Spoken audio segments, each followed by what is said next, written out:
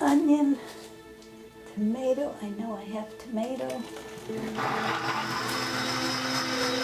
She cooked 3 meals a day. Cilantro. Always have to have cilantro. Sometimes when words are hard, food can be the best form of communication Okay? between a mother and daughter. She's had dementia for probably the last 15 years. Norma Almanza and her 98-year-old mother, Irene, share this one-bedroom apartment. So this is her bedroom and my bedroom. As you can see, we've got to be close to each other. It's just blocks from the multi-million-dollar high-rises in downtown San Diego. This closet is now her clothes. I'm out of this, and it's a very tiny closet. It's not just space that's tight. ¿Te gustan las albóndigas? Norma's retired and now financially responsible for both of them. With Irene's memory fading, she needs around-the-clock care. I looked into hiring caregivers. At this point, would you even be able to afford a round-the-clock caregiver for her? No. So, that unpaid job with hours that run all day, every day, falls on Norma. I'd realized that I hadn't hugged her in a long time. In a long, long time. And that was difficult. I put this together a long time ago for a family reunion. That was our entry into the United States in 1957. Irene has Medicare. That's the federal health insurance for people 65 and older. She also qualifies for Medi-Cal, California's Medicaid health program for people who don't have much income, if any. Does Medi-Cal or Medicare or any other type of insurance actually help you pay the bills for her, or is all of that coming out of your finances? That comes out of mine. Norma does get help from a nonprofit, but it only covers 10 hours a week of caregiving help. What's the most difficult part about caring for someone with dementia? Somewhere in there is my mother. But the person that's there on a daily basis is not someone I like. So I have to go back to the memory of the fact that there's someone in there that's my mother. And that's very hard. That's very hard to feel the anger at times I feel, and I know it's out of exhaustion. That hurts me. But that's the hardest part. Irene is one of the more than 7 million Americans living with some form of dementia. The majority of those cases, Alzheimer's. It's estimated that Alzheimer's and other dementias will cost the United States $345 billion this year. By 2050, dementia costs could rise to nearly $1 trillion.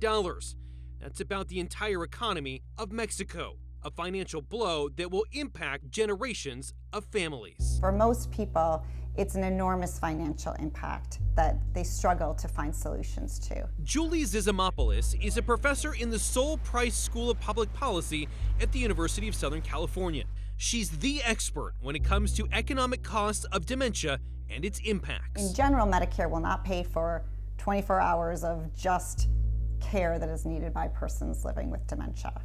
Medicaid pays for some long-term care, but again, it's a small percentage of the population that's eligible for Medicaid and covered care.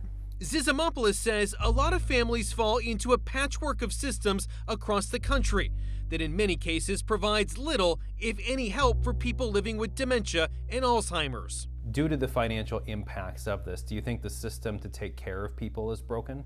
I don't know if I would say it's broken, because broken sort of assumes that at some point it was built and then it fell down. It's never developed.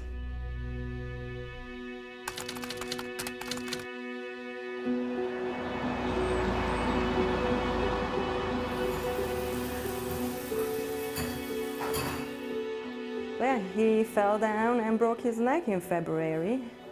Do you remember that? No, You don't remember breaking your neck? it was not a big deal.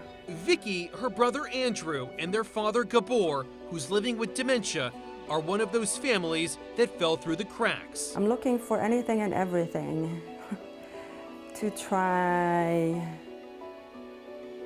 any opportunity to try and slow down the pace at which we're running out of funds, which ultimately we are going to. I mean, he is first and then it's next. You know, we are next. The family immigrated to the United States from Hungary in 1990 with almost nothing. They pulled themselves from poverty to success, only to be dragged back to emotional and financial uncertainty. You're forced into the situation and you have to figure it out. And yeah, it's one bad decision against another bad decision. Decisions like who's going to take care of their father. As soon as it became clear to us that a memory care facility is not covered by neither insurance or Medicare or any of these in our society, we had to start thinking very quickly. Money was just flowing out of our pockets. Andrew gave up his home close to work and moved into a house in the Denver suburbs with a caretaker to try and make it work. But my immediate savings took a huge hit, like 40% of it, 50% of it is gone. Just thousands of dollars. Gabor's a Holocaust survivor. His dad died in a concentration camp. Gabor does get some money on behalf of Jews who suffered under the Nazis, but it doesn't come close to covering the bills. Yeah, I mean, I haven't slept much, you know? what? I haven't slept much. Why? You know, life is tough. Yeah.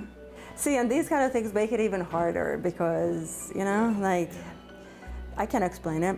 There's no, you know, recognition of it, and I can't blame him. To help cover the cost of care, Vicky's boyfriend set up a GoFundMe, one of the thousands of memory care fundraisers on the site. While they've raised some money, Vicky and Andrew are still behind and struggling. And the impact is more than just financial. How is it going to impact my future? Well, we'll see. I mean, I'm already falling apart physically. I'm not taking care of myself physically, mentally, emotionally, and eventually it's, you know, I mean, I know it's costing me. I mean, I'm sure a couple of years have already been cut down, you know, from my life expectancy, but whatever. As long as it's necessary, you know, I'm gonna do what I need to do. And because I don't feel like I can walk away. Norma can't walk away either. They tell you that bathrooms are the places where accidents are most. As you can see, there's not much space here. I took up all the carpets. We have a chair, a shower chair. Almost there. Okay. Every day, she balances the love for her mother with exhaustion and personal grief, not knowing what comes next in this long goodbye. How long can you do this before it has a significant impact on the money you need to retire and live? That's my concern. She is definitely healthy. Like I said, she's even improved. So she could live much longer, and that would drain me. That would drain me significantly.